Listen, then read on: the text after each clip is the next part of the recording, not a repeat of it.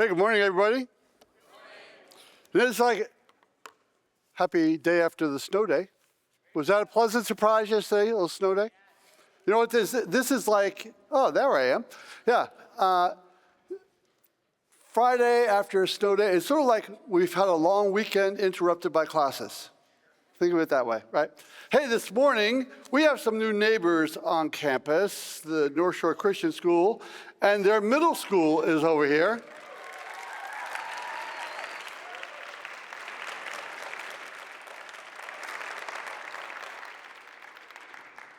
You guys see all these people? They were all just like you. Not too long ago, right? So it's good to have you here and good to have you in our neighborhood and on our campus. Hey, couple things, right? We were talking last time about our theme, Better Together. We're better together. And what does it mean to find your place in the body of Christ? All right, so we're looking at the pieces of a puzzle, and which one are you? I put a couple puzzles up here last time and put out the challenge, who would like to take on a puzzle? And there were people who said they would, and there were people who did, right? And so we had this one, which was pretty complicated. You can sort of see, this one took a little bit of time, people settled in, and we're trying to sort of figure out what's going on. And it was fun. Every day I'd stop by and I'd look to see what the progress was. And like any time when you're doing a puzzle, you got to figure out, where am I diving in? Where am I diving in? And so true to form, in both puzzles, people started on the edges, right? You got to have a firm edge. And at times, I think they may have been wondering if I wouldn't get them a wider table, because it was like precariously close to the edge of the table. And then it would eventually start to fill in. This one had a long pause, In the middle of this puzzle, there's just a lot of traffic. There's also a lot of blue, right? You get into the blue and you're looking, think like, how in the world are these going to come together? But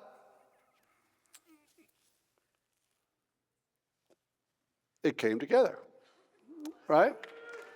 Pretty magical.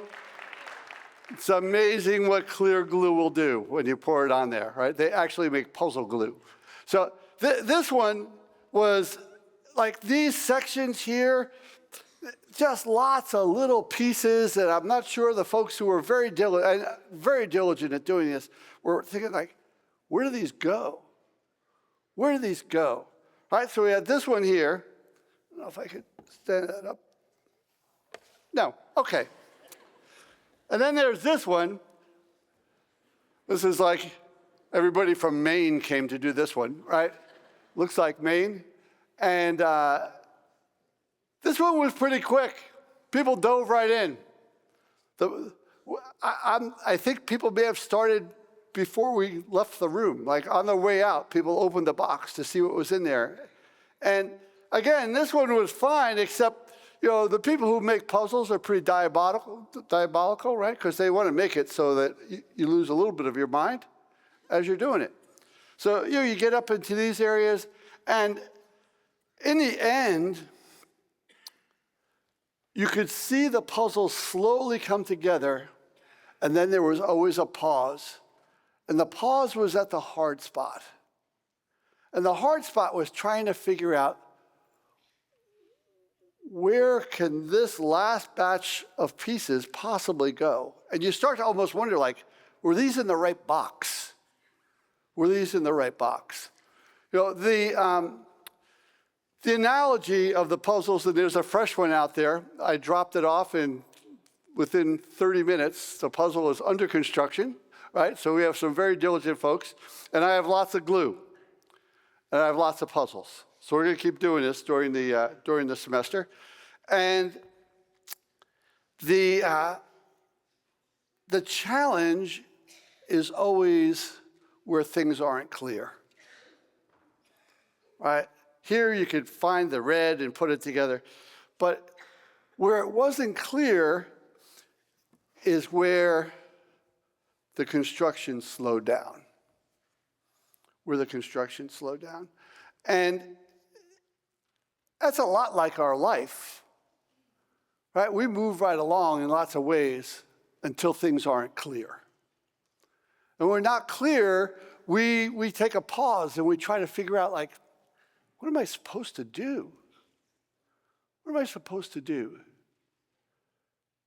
Moments of pause. And those things can be brought on from the outside or from the inside, right?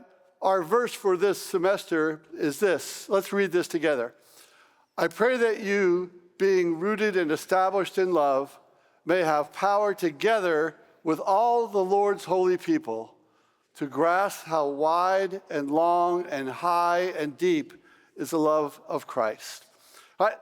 Great encouragement, and we look at that and we think, all right, where do I stand? Where do I stand? What part of the puzzle am I? For those of you who would like a new challenge, this is what's out there. Saturday cartoons. I thought, if there's ever anything, all right, then you're going like, what do you mean Saturday cartoons? You can watch cartoons anytime now. But back when I was growing up, Saturday morning was the one time you were allowed to watch TV because your parents wanted to sleep in. And all there was cartoons, right, Bill? And it was cartoons that you got up to watch. So anyway, that one's out there and it's under construction. But it comes back to the question of how are we better together and what piece do you play? What piece do you play? What do we have to bring to the puzzle that is the body of Christ, right? There are three things we usually have. We have our time. Our time is valuable because the clock started when you were born, and God knows when the clock stops. We have our time.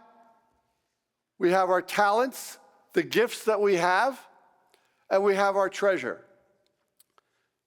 Now, you don't have a whole lot of treasure, and some of you don't think you don't have a whole lot of time, but you all have a lot of talents. It's a really talented room. When you go back and you look to see some of the things that Gordon College alumni have done, you realize the talent that has sat in this room. And the people sitting in this room, all of you, are no less talented than any of them. And the world awaits you. The world awaits you. But what happens when what you have doesn't feel significant? Or you look around, remember last time we were saying one of the challenges is we often compare ourselves horizontally. We look left and right and say, oh, there's a talented person. Oh, there's a talented person. There's a better looking person. There's a this, that's a that. And God challenges us to instead look vertically and realize that we are powerfully and wonderfully made. God did not make a mistake when he made you.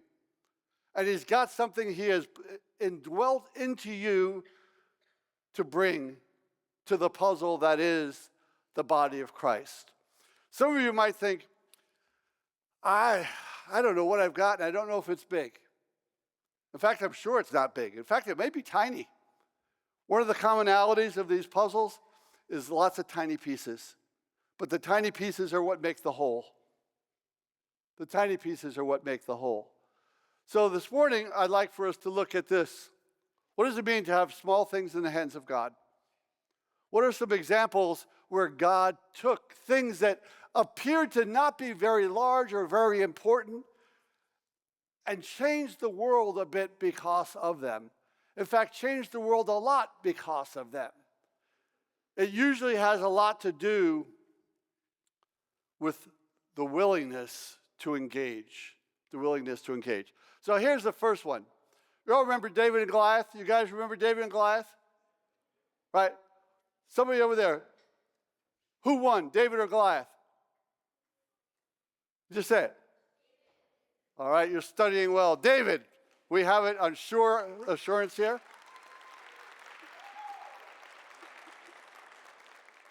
Was Goliath large or small? Big. He was big. He was large, right. And so, another good answer. All these people clapping are taking survey to Old Testament. And they were, yes, you're right. Yes, you're right. Checking those off, right? David shows up basically to bring the mail from home because his brothers were in the battle, brothers were at the war, and The Israelites were up against the Philistines. Philistines have Goliath. He's big. We all know the story. Goliath is big. He was really big. And if you read that passage, right, in Samuel, 1 Samuel, you realize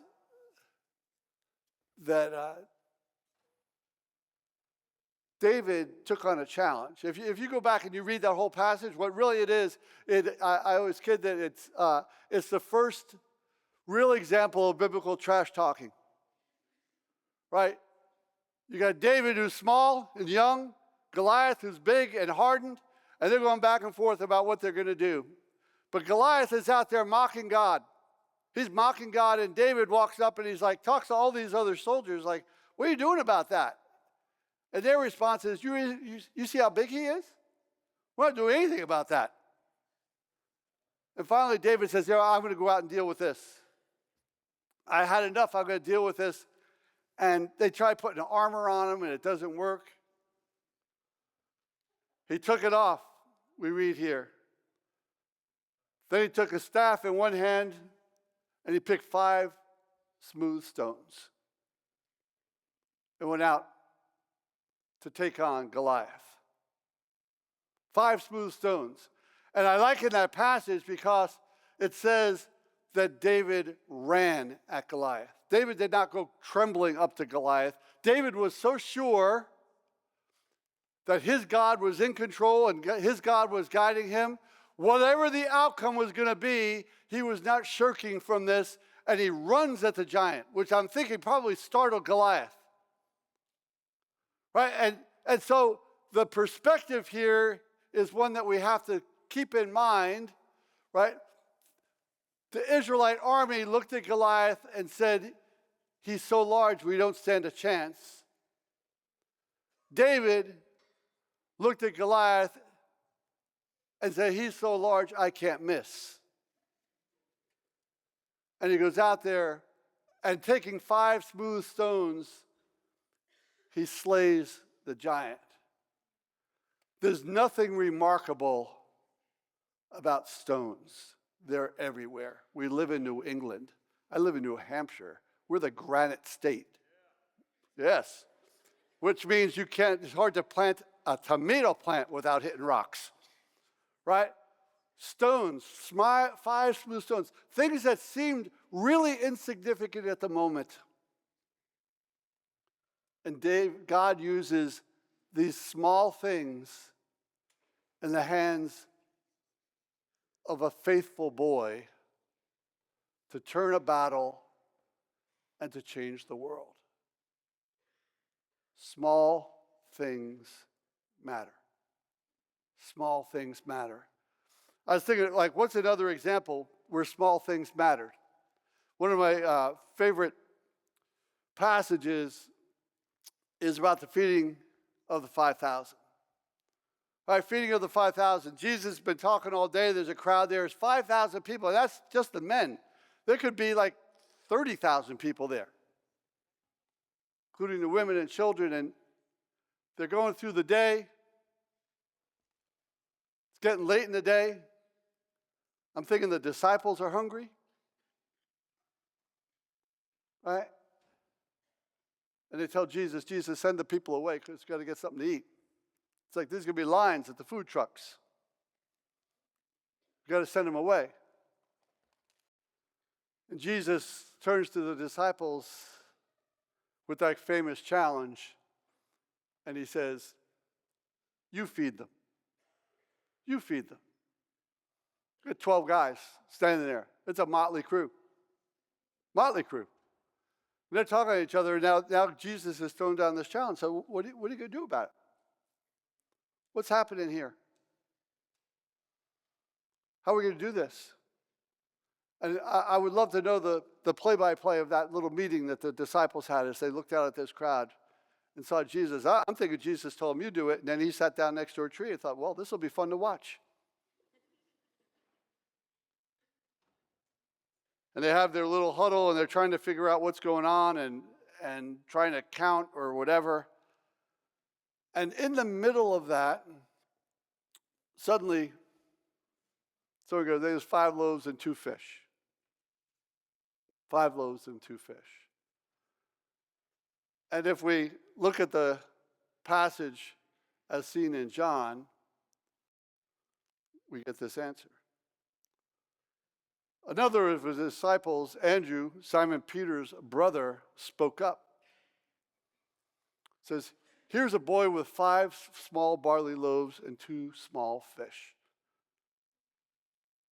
But how is that going to go so far? I love the fact that John even describes them as small. This is not tuna. 5 small loaves and 5 small fish. And Jesus says, bring them over here. Bring them over here. Bring them over, Jesus blesses them. And they feed the people, and then they're collecting baskets of leftovers at the end. Ever stop to think? I mean, this kid, his boy, we have no idea. Maybe his family was there. Maybe he's like, hey, I hear this thing's going on. Mom goes, here's your lunch. Make sure you eat lunch. Gives him a little basket. He heads off to see this guy named Jesus. I always wonder, like, what happened when he came home? His mother say, did you eat your lunch? He goes, no, some man took it from me. What you do with your lunch? And he goes, Mom, you're not going to believe what happened to my lunch. So maybe his mom witnessed it, maybe his whole family witnessed it, but maybe he just witnessed it. But you know what? When we talk about small things in the hands of God, that miracle would not have happened if that boy did not relinquish his lunch. If he said, oh, my mother definitely wants me to eat all these. I'm sorry, I'll give you half, can I give you 2? How about 1 and 1? Jesus probably could have pulled that off anyway. But the boy surrenders what he has and puts it in the hands of Jesus. And then they sit back and watch what happened. You know, maybe at the end the kid got one of the baskets of leftovers. Like, Mom, look at this! Here's dinner. Coming back, but small things matter.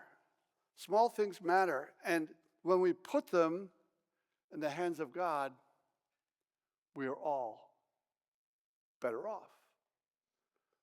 You see, when we hang on to something, we think that, God, in your giftedness, I must have been on the end of the line because everyone around me seems more gifted than I am. And that is one of the great lies of Satan, that you are insignificant and you don't matter, that your gift somehow, you got shortchanged on the gift line, and you do not have the possibility of making a difference.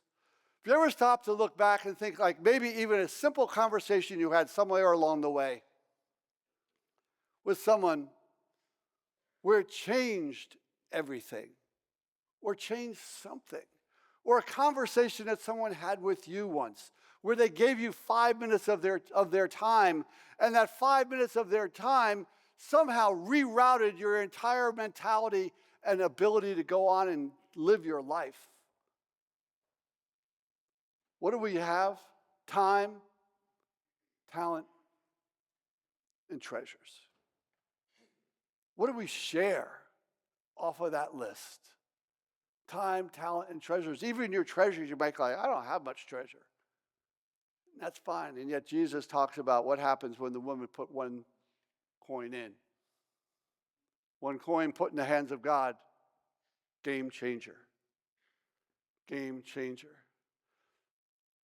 So my challenge for you this morning is it's really simple as we go along, right? What part are you bringing?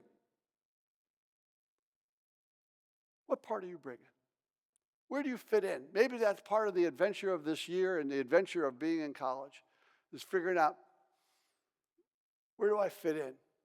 What talent do I have? Some of you are already plugging in. Sometimes you plug in, you know what? You realize I shouldn't be plugged in here. I should go over here. And that's the mystique, right? How many times when you put a puzzle together do you think, this is the piece, and it doesn't quite go in? It doesn't quite go in. You could smash it, but it shouldn't hurt to go in. You know, in my class, I always say, we all know you can't put a square peg in a round hole, but the oval pegs are very intriguing. Right? If I bang this hard enough, maybe this will go. But it doesn't. You see, each one of us has a unique place that we don't have to force ourselves in. When we find it, it will be very obvious that we fit right in. But I want to keep this in front of you. Where do you fit in? What talents do you have? You all have them. And none of you are insignificant. Nobody is insignificant. Corey shared last week how ultimately we are all interwoven.